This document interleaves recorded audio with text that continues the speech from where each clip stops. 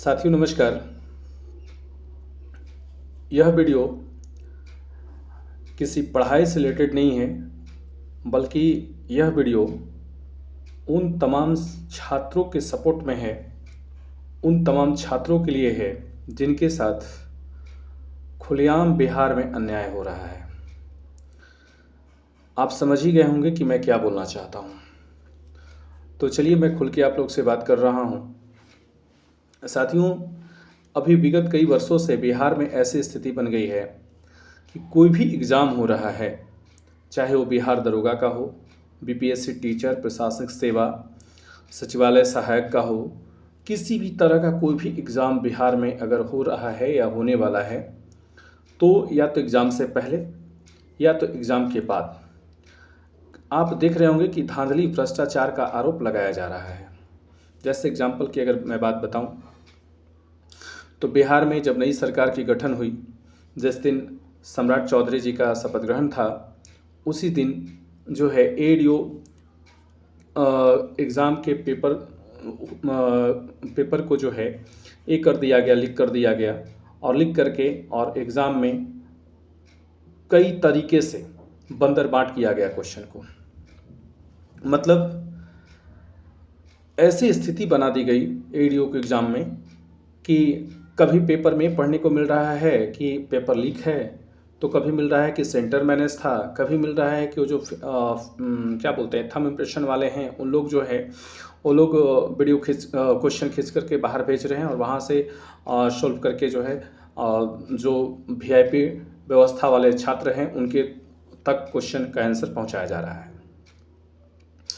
उसके बाद 27 मई को बिहार दरोगा मेंस का पेपर हुआ।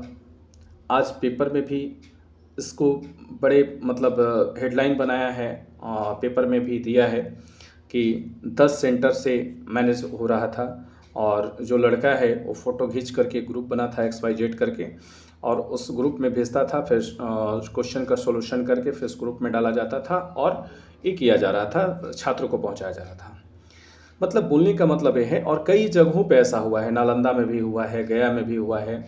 और सुबह हम एक वीडियो डाले थे, पेपर का कटिंग वाला डाले हैं, मेरा चैनल पे पड़ा हुआ है, अगर आप लोग नहीं देखें तो भी देख लीजिए।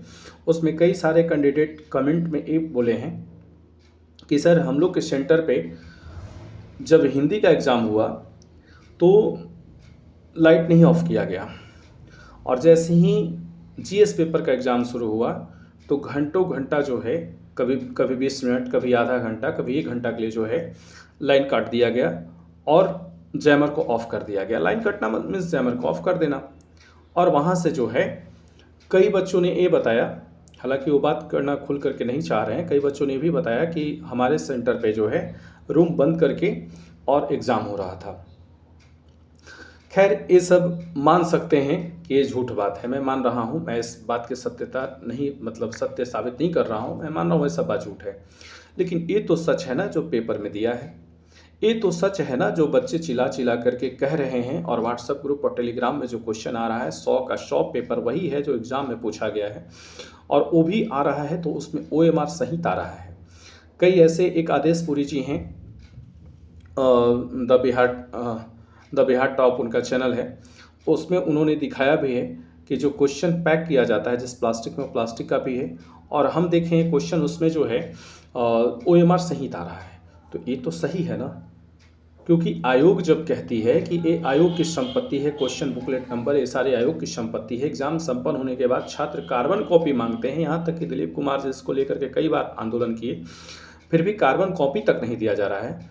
तो भाई क्वेश्चन बाहर कैसे आ जा रहा है एग्ज़ाम के बाद? और एग्ज़ाम के बाद मैं कैसे मानूँ, क्योंकि अगर एग्ज़ाम के बाद आता तो OMR का तो नहीं आता, तो फिर ये OMR भी आ जा रहा है, वो पेपर भी आ जा रहा है, बेंच पर वो लड़का का हाथ भी है, कैसे आ जा रहा है?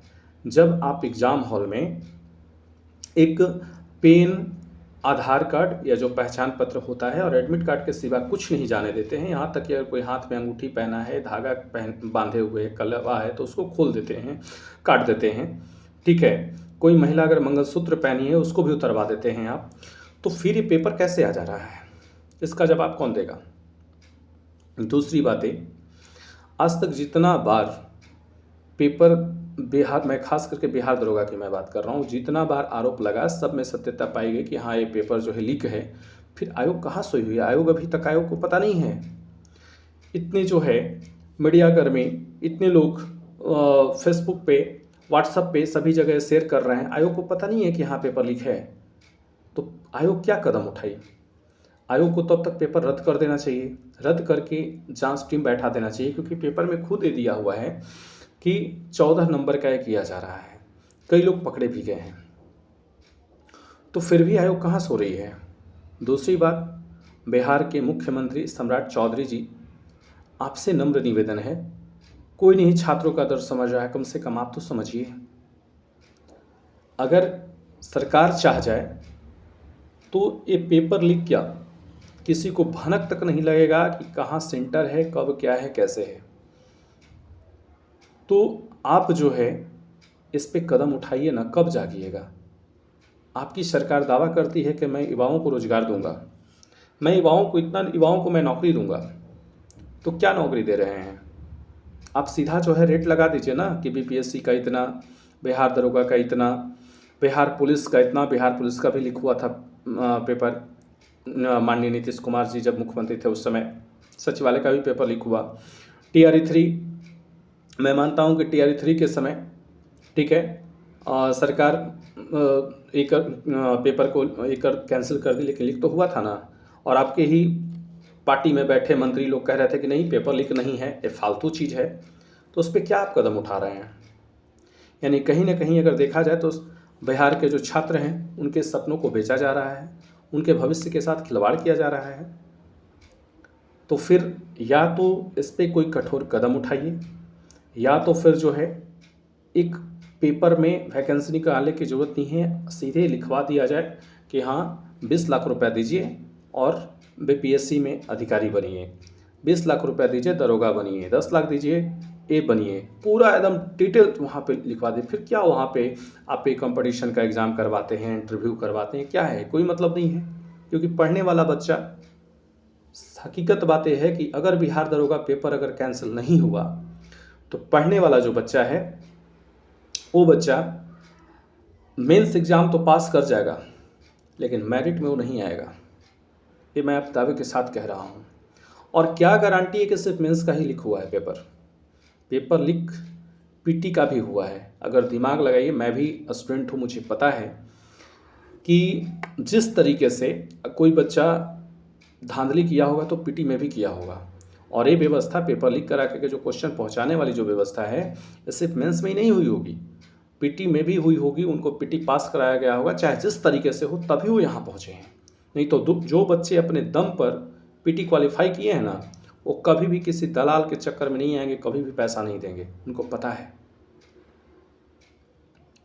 और हद तो तब है जो बिहार में इतने बड़े बड़े शिक्षक अपने आप को कोई दरोगा गुरु कहता है, कोई ब्रह्मांड गुरु कहता है, अभी सब अभी तक सो रहे हैं।